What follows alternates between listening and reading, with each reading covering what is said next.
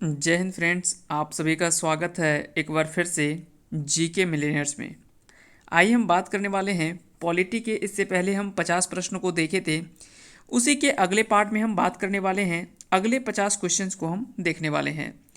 चलिए आज के 51वें प्रश्न में अगर देखेंगे तो इसमें जो पूछा गया है कि संविधान सभा द्वारा अंतिम रूप से पारित संविधान में कुल कितने अनुच्छेद व अनुसूचियां हैं। तो यहाँ पे पूछा गया कि जब संविधान द्वारा अंतिम रूप से जब पारित किया गया था, या तो कह सकते हैं कि मूल संविधान में कितने अनुच्छेद और अनुसूचियां थी। तो इसमें से जो सही आंसर हो जाएगा वो है 395 आर्टिकल और 8 अनुसूचियां उसमें शामिल थी। आगे चलते हैं, इसमें अगला सवाल है कि वर्तमान समय में भारतीय संविधान में गणना की दृष्टि से कुल कितने अनुच्छेद व अनुसूचियां हैं। तो वर्तमान में अगर पूछा जाए तो याद रखेंगे 395 आर्टिकल और 12 अनुसूचियां इसमें शामिल है। आगे चलते हैं, अगला सवाल है कि वर्तमान में भारतीय संविधान में धाराओं की कुल संख्या कितनी है। तो यहाँ पे पूछा जा रहा है कि धाराओं की संख्या कितनी है। तो यहाँ पे सही आंसर होगा 395, क्योंकि हम जानते हैं कि अनुच्छेद या तो फिर धाराएं, उसी को हम कहते हैं, धारा भी कहते हैं उसी को, या तो फिर अनुच्छेद भी कह सकते हैं। तो 395 अनुच्छेद उसमें कुल शामिल है। आगे चलते हैं, अगला सवाल है कि भारत के संविधान के किस अनुच्छेद में यह अंकित है कि इंडिया अर्थात भारत राज्यों का एक संघ होगा। तो हम जानते हैं कि अनुच्छेद 1 में यहाँ पे शामिल किया गया कि इंडिया जो होगा वो भारत अर्थात राज्यों का एक संघ होगा। तो इसका सही आंसर हो जाएगा ऑप्शन ए। अगला सवाल है कि संविधान के अनुच्छेद 1 में भारत को क्या कहा गया है। तो हम जानते हैं कि इसमें भारत को राज्यों का संघ कहा गया है, राज्यों का संघ कहा गया है। अगला सवाल है कि भारतीय संविधान में किन अनुच्छेदों में नागरिकता संबंधी प्रावधान है। तो हम जानते हैं कि 1 से 5 तक कह सकते हैं कि वहाँ के जो भी रहने के अधिकार से संबंधित है, जहाँ भी हम रहते हैं उसके राज्य क्षेत्र से संबंधित अधिकार का बात की गई है। वहीं अगर बात करें भारतीय संविधान के अनुच्छेद 5 से 11 अगर बात करें तो यहाँ पे नागरिकता संबंधी प्रावधान दिया गया है। 5 से लेकर 11 तक नागरिकता, 5 से 11 से लेकर हो जाएगा आपका नागरिकता। वहीं 12 से लेकर 35 तक अगर बात करें तो यहाँ पे हम बात करते हैं वो है मौलिक अधिकार। मौलिक अधिकार अगर बात करें तो आर्टिकल 12 से लेकर 35 तक मौलिक अधिकार से संबंधित यहाँ पे आपको चर्चा मिलता है।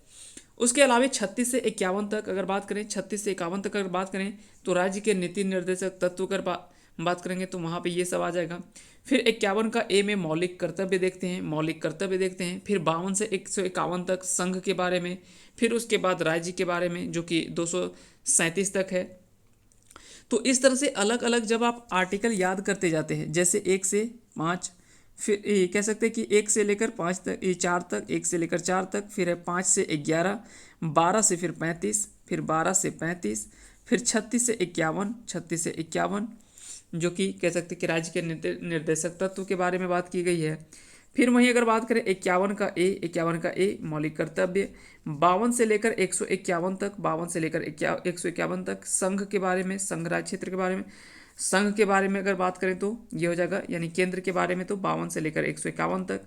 वहीं अगर बात करें 152 से लेकर 237 तक, ये राज्य से संबंधित प्रावधानों की बात की गई है। वहीं 237 फिर जो वो 237 जो वो एक अगर बात करें तो ये निर्धारित किया गया है। फिर 238 से लेकर आगे हम बात करते हैं। इस तरह से अलग अलग कह सकते हैं कि अनुच्छेद अलग अलग भाग और अलग अलग अनुसूचियों में शामिल किया गया है। आगे चलते हैं, अगला सवाल है कि निम्नलिखित में से किन अनुच्छेदों द्वारा भारतीय संविधान नागरिकों को मूल अधिकार निश्चित प्रदान करता है। तो हम जानते हैं कि 12 से 35 तक जो वो मूल अधिकार से संबंधित प्रावधान किया गया है। तो इससे पहले हम चर्चा इसकी कर चुके हैं। अगला सवाल है कि नौकरियों तथा शैक्षणिक संस्थानों में समाज के कमजोर वर्ग के लिए आरक्षण उपलब्ध कराने के लिए केंद्र सरकार को संविधान का कौन सा अनुच्छेद अधिकार प्रदान करता है। तो इसमें से पूछा गया, इसका सही आंसर हो जाएगा, इसका सही आंसर होगा ऑप्शन बी यानी अनुच्छेद 16। आर्टिकल 16 कहता है कि नौकरियों तथा शैक्षणिक संस्थानों में समाज के जो कमजोर लोग हैं उनको आरक्षण उपलब्ध कराने के लिए केंद्र सरकार को यह संविधान का कह सकते कि यह अधिकार प्राप्त है, वो है आर्टिकल 16 यानी अनुच्छेद 16 के तहत। आगे चलते हैं, अगला सवाल है कि भारत के संविधान के निम्नलिखित में से कौन सा अनुच्छेद अस्पृश्यता का उन्मूलन यानी जिसको हम छुआछूत कहते हैं, तथा किसी भी रूप से इसको आचरण का निषेध करता है। तो इसका सही आंसर हो जाएगा ऑप्शन सी यानी आर्टिकल 17। आगे चलते हैं, अगला सवाल है कि भारतीय संविधान का कौन सा अनुच्छेद राष्ट्रपति के पद के लिए पुनर्निर्वाचन की योग्यता निर्धारित करता है। यहाँ पे पूछा जा रहा है कि कौन सा आर्टिकल जो है वो कह सकते हैं कि राष्ट्रपति के पद के लिए पुनः निर्वाचन, यानी अगर निर्वाचन हो जाता है लेकिन फिर से अगर निर्वाचन करना है तो उसके लिए जो आर्टिकल किस में जिक्र किया गया है, तो इसका सही आंसर होगा ऑप्शन डी यानी आर्टिकल 57, यानी अनुच्छेद 57 में कह सकते हैं कि राष्ट्रपति के पद के लिए पुनः निर्वाचन या तो पुनर्निर्वाचन की योग्यता निर्धारित की गई है। तो आर्टिकल 57। अगला सवाल है कि भारतीय संविधान के किस अनुच्छेद के अंतर्गत भाषण एवं अभिव्यक्ति की स्वतंत्रता का अधिकार की गारंटी दी गई है। तो यहाँ से भी ये भी काफ़ी इंपॉर्टेंट सवाल है, यहाँ से भी कई बार सवाल पूछा गया है। तो इसका सही आंसर होगा आर्टिकल 19, यानी कह सकते हैं कि अनुच्छेद 19 के तहत आर्टिकल कह सकते हैं कि 19 के तहत भाषण एवं अभिव्यक्ति की स्वतंत्रता के अधिकार की गारंटी दी गई है। तो ये कह सकते हैं कि अनुच्छेद 19 इसका सही आंसर हो जाएगा। अगला सवाल है कि मौलिक अधिकार के अंतर्गत कौन सा अनुच्छेद बच्चों के शोषण से संबंधित है। तो ये भी काफ़ी इंपॉर्टेंट सवाल है, यहाँ से भी सवाल पूछा गया है। तो इसका सही आंसर होगा अनुच्छेद 24। अनुच्छेद 24 में कह सकते हैं कि बाल बच्चों के शोषण से संबंधित ये आर्टिकल जो है वो संबंधित है। तो अनुच्छेद 24 इसका सही आंसर हो जाएगा। अगला सवाल है कि भारतीय संविधान के किस अनुच्छेद में अल्पसंख्यकों के हितों की संरक्षण की व्यवस्था करती है। तो इसका सही आंसर हो जाएगा ऑप्शन बी यानी अनुच्छेद 29। अनुच्छेद 29 में अगर बात करें तो ये अल्पसंख्यकों के हितों की संरक्षण की व्यवस्था करता है, या तो उसका उल्लेख जो मिलता है वो अनुच्छेद 29 में मिलता है। अगला सवाल है कि कौन सा अनुच्छेद के अंतर्गत भारत का सर्वोच्च न्यायालय नागरिकों के मौलिक अधिकारों की रक्षा करता है। तो यहाँ पे पूछा जा रहा है कि भारत के सर्वोच्च न्यायालय नागरिकों के लिए मौलिक अधिकारों की रक्षा करता है, वो किस आर्टिकल के तहत करता है। तो इसका सही आंसर हो जाएगा, इसका सही आंसर हो जाएगा ऑप्शन डी, यानी अगर बात करें तो अनुच्छेद 32 यहाँ पे इसका सही आंसर हो जाएगा। अगला सवाल है भारतीय संविधान के अनुच्छेदों में राज्य के नीति निर्देशक तत्वों का उल्लेख कहाँ पे मिलता है। तो हम जानते हैं कि 36 से लेकर 51 तक जो है वो राज्य के नीति निर्देशक तत्वों के उल्लेख जो है वो मिलता है। वहीं अगर बात करें 51A, 51 का ए या 51 का क, तो इसमें जो मिलता है वो मिलता है आपका मौलिक कर्तव्य से संबंधित मिलता है। अगला सवाल पूछा गया कि भारतीय संविधान के अंतर्गत कल्याणकारी राज्य की अवधारणा निम्नलिखित में से किस अनुच्छेद में वर्णित है। तो यहाँ पे पूछा जा रहा है कि कल्याणकारी राज्य की अवधारणा ये किस आर्टिकल के तहत जिक्र किया गया है। तो इसका सही आंसर होगा अनुच्छेद 39 यानी ऑप्शन बी। अगला सवाल है भारतीय संविधान का कौन सा अनुच्छेद राज्य सरकारों को ग्राम पंचायत के गठन का निर्देश देता है। तो इसका सही आंसर होगा, और ये कई बार सवाल जो वो रिपीटेड कर चुका है अभी तक, तो इसका सही आंसर जो हो जाएगा वो हो जाएगा अनुच्छेद 40। अनुच्छेद 40 इसका सही आंसर हो जाएगा, यानी आर्टिकल 40 के तहत कह सकते हैं कि राज्य सरकारों को ग्राम पंचायत के गठन का निर्देश देता है। अगला सवाल है कि 42वें संविधान संशोधन के द्वारा किस अनुच्छेद में मौलिक कर्तव्यों को जोड़ा गया। तो इसके बारे में हम पहले चर्चा कर चुके हैं। 51 का ए इसका सही आंसर हो जाएगा। अगला है संघ की कार्यपालिका शक्ति राष्ट्रपति में निहित होगी, जिसका प्रयोग वह स्वयं अपने अधीनस्थ अधिकारियों के द्वारा करेगा। तो इसका उल्लेख अगर देखा जाए तो किस आर्टिकल में मिलता है, तो ये अनुच्छेद 53 में इसका उल्लेख मिलता है। अगला सवाल है कि भारत के संविधान के किस अनुच्छेद के अंतर्गत भारत के राष्ट्रपति पर महाभियोग चलाया जा सकता है। तो हम जानते हैं कि महाभियोग की अगर बात करें तो महाभियोग के बारे में इसका जो उल्लेख मिलता है वो आर्टिकल 61 में यानी अनुच्छेद 61 में इसका प्रावधान जो वो देखा गया है। आगे चलते हैं, अगला सवाल है कि संविधान के किस अनुच्छेद में उपराष्ट्रपति पद का प्रावधान किया गया है। तो यहाँ पे उपराष्ट्रपति के बारे में पूछा जा रहा है, तो क्वेश्चन आप ध्यान से देखेंगे, यहाँ पे उपराष्ट्रपति पद का प्रावधान के बारे में पूछा जा रहा है। तो इसका सही आंसर होगा अनुच्छेद 63। अनुच्छेद 63 में जानते हैं कि उपराष्ट्रपति के पद से संबंधित प्रावधान जो है वो अनुच्छेद 63 में मिलता है। संविधान के किस अनुच्छेद के अंतर्गत मंत्रीगण सामूहिक रूप से लोकसभा के प्रति उत्तरदायी होता है। तो यहाँ पे अगर पूछा जाए इस तरह के सवाल तो इसका सही आंसर होगा अनुच्छेद 75। अनुच्छेद 75 में जो है वो संविधान के अनुच्छेद में अगर बात करें तो मंत्रीगण सामूहिक रूप से लोकसभा के प्रति उत्तरदायी होता है। तो ये अनुच्छेद 75 में इसका जिक्र मिलता है। अगला सवाल है संविधान का कौन सा अनुच्छेद मंत्री परिषद के गठन के बारे में आधारभूत ने निर्धारित करता है। तो यहाँ पे पूछा जा रहा है कि मंत्री परिषद के गठन के बारे में, तो इसका भी कई ये भी कह सकते हैं कि काफ़ी इंपॉर्टेंट सवाल है और इसका सही आंसर होगा अनुच्छेद 75। अगला सवाल है कि भारत के महान्यायवादी, कह सकते हैं कि भारत के महान्यायवादी की नियुक्ति से संबंधित अनुच्छेद अगर पूछा जाए तो इसका सही आंसर हो जाएगा ऑप्शन सी यानी 76। अनुच्छेद 76 में अगर बात करें तो भारत के महान्यायवादी की नियुक्ति का उल्लेख जो है वो मिलता है। अगला सवाल है कौन सा अनुच्छेद संसद के 2 अधिवेशन के बीच 6 माह के अंतराल की अनिवार्यता का उल्लेख करता है। तो ये भी कह सकते हैं कि यहाँ पे जिक्र मिलता है कि संसद के 2 अधिवेशनों के बीच में 6 महीने का समय, कह सकते हैं कि 6 महीने से अधिक का गैप जो है वो नहीं होना चाहिए। तो ये किस आर्टिकल में इसका जिक्र मिलता है, तो इसका सही आंसर होगा ऑप्शन डी यानी 85 में। अनुच्छेद 85 में इसका उल्लेख मिलता है कि संसद के 2 अधिवेशनों के बीच 6 माह के अंतराल की अनिवार्यता रखता है। अगला सवाल है कि राष्ट्रपति संविधान के किस अनुच्छेद के अंतर्गत लोकसभा को भंग कर सकता है। तो लोकसभा को भंग करने का अधिकार जो वो राष्ट्रपति को किस अनुच्छेद में इसका जिक्र मिलता है, तो इसका सही आंसर होगा ऑप्शन ए यानी अनुच्छेद 85 के तहत। अगला सवाल है कि संविधान के किस अनुच्छेद द्वारा संसद की संयुक्त बैठक का प्रावधान किया गया है। ये भी काफ़ी महत्वपूर्ण सवाल है और यहाँ से भी कई सारे सवाल पूछे जाते हैं। तो इसका सही आंसर हो जाएगा, इसका सही आंसर होगा अनुच्छेद 108। अनुच्छेद 108 के द्वारा संयुक्त की, कह सकते हैं कि संसद की संयुक्त बैठक का प्रावधान जो वो इसमें जिक्र मिलता है। अगला सवाल है कि संविधान के किस अनुच्छेद में धन विधेयक की परिभाषा दी गई है। तो धन विधेयक की परिभाषा अगर पूछा जाए आपसे धन विधेयक की परिभाषा, तो इसका सही आंसर होगा अनुच्छेद 110 में। अनुच्छेद 110 जो वो धन विधेयक की परिभाषा से संबंधित है, तो इसका सही आंसर होगा ऑप्शन सी। अगला सवाल है कि भारतीय संविधान का कौन सा अनुच्छेद भारत के संचित कोष से संबंधित है। अब यहाँ पे बताना है कि भारत के संचित कोष से संबंधित कौन सा आर्टिकल जो वो जिक्र मिलता है, तो इसका सही आंसर होगा ऑप्शन डी यानी 112, 146 और 148। ये सभी आर्टिकल अगर बात करें, ये सभी अनुच्छेद जो है वो कहीं ना कहीं कह सकते हैं कि संचित कोष या संचित निधि से संबंधित है। अगला सवाल है भारतीय संविधान का निम्नलिखित में से कौन सा अनुच्छेद भारत के राष्ट्रपति में अध्यादेश जारी करने की शक्ति प्रदान करता है। तो यहाँ पे पूछा जा रहा है कि अध्यादेश जारी करने की शक्ति किस आर्टिकल में इसका जिक्र मिलता है, तो इसका सही आंसर होगा 123 में। अनुच्छेद 123 में अध्यादेश जारी करने की, या तो कह सकते हैं कि भारत के राष्ट्रपति द्वारा अध्यादेश जारी करने की शक्ति जो वो प्रदान करता है अनुच्छेद 123 के तहत। संविधान के किस अनुच्छेद में सर्वोच्च न्यायालय के न्यायाधीश पर महाभियोग चलाए जाने का प्रावधान है। अब यहाँ पे पूछा जा रहा है कि महाभियोग के बारे में पूछा जा रहा है, वो भी सर्वोच्च न्यायालय पर। इससे पहले जो हमने देखा वो राष्ट्रपति पर देखा, वो हमने राष्ट्रपति पर देखा जो कि 127 था। अगर बात करें सर्वोच्च न्यायालय पर इसका, तो सही आंसर हो जाएगा ऑप्शन सी यानी 124।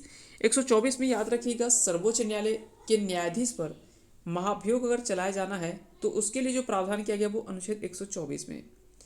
लेकिन अगर बात करें कि राष्ट्रपति पर महाभियोग चलाए जाने का प्रावधान जो है वो अनुच्छेद 123 में इसका उल्लेख मिलता है। अगला सवाल है राष्ट्रपति सर्वोच्च न्यायालय के संविधान के किस अनुच्छेद के अंतर्गत परामर्श ले सकते हैं। तो यहाँ पे पूछा जा रहा है कि राष्ट्रपति सर्वोच्च न्यायालय के संविधान के किस अनुच्छेद के अंतर्गत परामर्श ले सकता है, तो इसका सही आंसर होगा ऑप्शन डी यानी 143 के तहत। और ये जितने भी सवाल हैं कहीं ना कहीं ये पॉपुलर क्वेश्चंस है और यहाँ से कह सकते हैं कि कई सारे एग्जाम्स में ज़्यादा से ज़्यादा कह सकते हैं कि ये रिपीटेड होते हैं सवाल, इसलिए ये सारे महत्वपूर्ण सवाल हैं, यहाँ से आपको जरूर सवाल जो है वो पूछा जाता है। अगला सवाल है सर्वोच्च न्यायालय द्वारा अपने सुनाए गए किसी निर्णय आदेश का पुनरावलोकन कर सकता है, यह व्यवस्था संविधान के किस अनुच्छेद में मिलता है, तो इसका सही आंसर होगा ऑप्शन सी यानी 137 में। अनुच्छेद 137 में अगर बात करें तो सर्वोच्च न्यायालय द्वारा सुनाए गए किसी भी निर्णय या आदेश का पुनरावलोकन कर सकता है, और यह व्यवस्था जो वो आर्टिकल 137 में या अनुच्छेद 137 में इसका जिक्र मिलता है। अगला सवाल है कि संविधान के निम्नलिखित में से किस अनुच्छेद में यह व्यवस्था की गई है कि उच्चतम न्यायालय द्वारा विनिश्चित विधि द्वारा भारत के राज्य क्षेत्र के भीतर सभी न्यायालयों पर आबद्ध कर होगी, तो इसका सही आंसर हो जाएगा ऑप्शन ए यानी अनुच्छेद 141।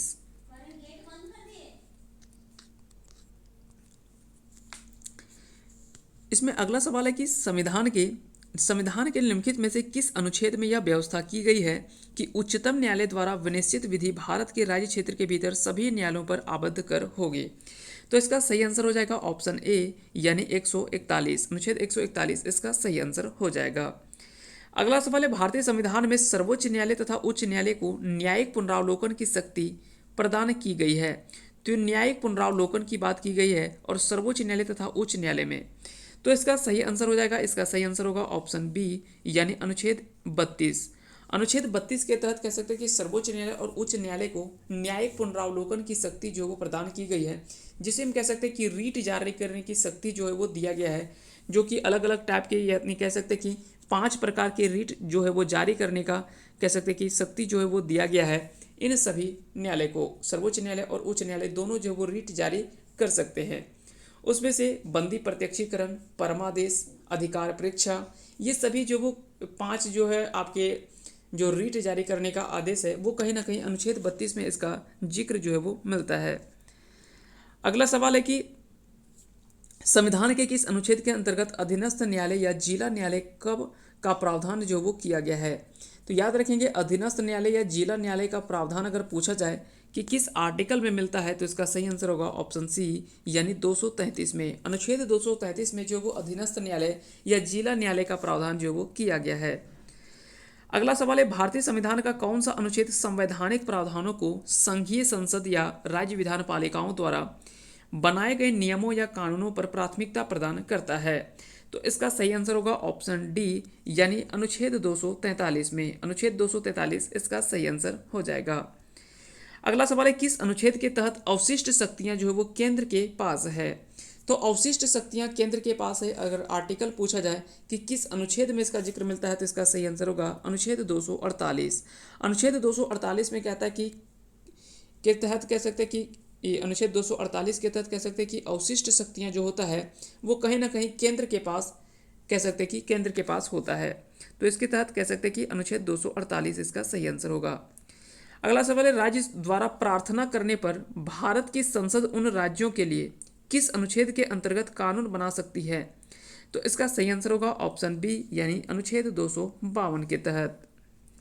आगे चलते हैं, अगला सवाल है, भारतीय संविधान के अंतर्गत निम्नलिखित में से कौन सा अनुच्छेद संसद को राज्य सूची के विषय में संबंध में विधि बनाने की शक्ति प्रदान करता है? तो इसका सही आंसर होगा ऑप्शन डी यानी अनुच्छेद 249 में। अनुच्छेद 249 में यह प्रावधान किया गया है, अनुच्छेद कह सकते हैं कि 249 में यह प्रावधान किया गया कि संसद को राज्य के विषय में संबंध में विधि बनाने की शक्ति जो वो प्रदान किया गया है या प्रदान करता है। तो अनुच्छेद 249 में इसका जिक्र मिलता है। आगे चलते हैं, अगला सवाल है कि भारतीय संविधान का कौन सा अनुच्छेद संसद को अंतर्राष्ट्रीय समझौतों को लागू करने के लिए विधि निर्माण करने की शक्ति जो है वो प्रदान करता है? तो इसका सही आंसर हो जाएगा, इसका सही आंसर होगा ऑप्शन डी यानी अनुच्छेद 253। आगे चलते हैं, अगला सवाल है कि केंद्र राज्य के प्रशासनिक संबंध भारतीय संविधान के किस अनुच्छेद में वर्णित है? तो इसका सही आंसर होगा ऑप्शन ए यानी 256 से लेकर 263 तक। अगला सवाल है, संविधान के किस अनुच्छेद के अंतर्गत केंद्र राज्य सरकारों को निर्देश दे सकती है? यानी केंद्र सरकार जो वो राज्य सरकारों को निर्देश दे सकती है, तो यह किस आर्टिकल में इसका कह सकते हैं कि जिक्र मिलता है? तो इसका सही आंसर होगा ऑप्शन ए यानी अनुच्छेद 256। अब यहाँ पे 356 और 256 में कंफ्यूज नहीं करना है, क्योंकि 256 जो वो इस निर्णय में कह सकते हैं कि केंद्र जो है वो राज्य सरकारों को निर्देश दे सकती है। वहीं अगर 356 की अगर बात करें तो ये राष्ट्रपति शासन से संबंधित है। ये राष्ट्रपति शासन से संबंधित है क्योंकि हम जानते हैं कि 352 से लेकर 360 तक आपातकाल संबंधित उपबंध जो वो मिलता है अनुच्छेद 352 से लेकर 360 तक। 352 में अगर बात करें तो राष्ट्रीय आपातकाल, 356 में अगर बात करें तो राष्ट्रपति शासन, वहीं 360 में अगर बात करें तो ये वित्तीय आपातकाल से संबंधित है। आगे चलते हैं, अगला सवाल है कि भारतीय संविधान के किस अनुच्छेद के अंतर्गत वित्त आयोग के गठन का प्रावधान मिलता है? तो यहाँ पे वित्त आयोग के बारे में पूछा जा रहा है कि वित्त आयोग के गठन के बारे में, तो इसका सही आंसर होगा अनुच्छेद 280। अनुच्छेद 280 के तहत कह सकते हैं कि वित्त आयोग के गठन का प्रावधान किया गया है। अगला सवाल है, भारतीय संविधान का कौन सा अनुच्छेद नई अखिल भारतीय सेवा की स्थापना का प्रावधान करता है? तो इसका सही आंसर होगा ऑप्शन बी यानी अनुच्छेद 312। अनुच्छेद 312 इसका सही आंसर हो जाएगा। अगला सवाल है संघ लोक सेवा आयोग के कार्यों का उल्लेख किस अनुच्छेद में मिलता है। तो यहाँ पे पूछा जा रहा है कि इनके, अब यहाँ पे दो चीज़ याद रखना है। एक तो पूछा जाता है कि संघ लोक सेवा आयोग का जिक्र जो है वो किस आर्टिकल में मिलता है, और दूसरा पूछा जाता है कि इसके कार्यों का उल्लेख। अब दोनों में अंतर है, याद रखेंगे। इनके संघ लोक सेवा आयोग के बारे में अगर पूछा जाए तो वो अलग होगा, और वहीं अगर बात करें इनके कार्यों का उल्लेख तो इसके लिए सही आंसर होगा ऑप्शन ए यानी अनुच्छेद 320 में। वहीं अगर 315 की अगर बात करें तो इसमें संघ लोक सेवा आयोग के बारे में जिक्र मिलता है, जबकि 320 में उनके कार्यों का उल्लेख जो है वो मिलता है। अगला सवाल है लोक भाषा में एंग्लो इंडियन समुदाय के प्रतिनिधित्व के लिए प्रावधान संविधान के किस अनुच्छेद के अंतर्गत किया गया है। तो इसका सही आंसर हो जाएगा, इसका सही आंसर होगा ऑप्शन ए यानी अनुच्छेद 331 में, क्योंकि हम जानते हैं कि लोक भाषा में एंग्लो इंडियन समुदाय के प्रतिनिधित्व का प्रावधान जो किया गया है वो अनुच्छेद 331 के तहत किया गया है। हालांकि अगर बात करें राज्यों में, जैसे अगर बात करें तो कई ऐसे राज्य हैं जहाँ पे एंग्लो इंडियन, कह सकते हैं कि राज्य विधानसभा में जो एंग्लो इंडियन के सदस्य, कह सकते हैं कि जो जिनका चुनाव होता था, वो कह सकते हैं कि प्रावधान जो वो हटा दिया गया है, वह या कह सकते हैं कि वो नियम जो वो कहीं ना कहीं अब हटा दी गई है। आगे चलते हैं। अगला सवाल है कि भारतीय संविधान के किस अनुच्छेद के अंतर्गत हिंदी को राजभाषा का दर्जा प्रदान किया गया है। तो इसका सही आंसर होगा ऑप्शन ए यानी 343।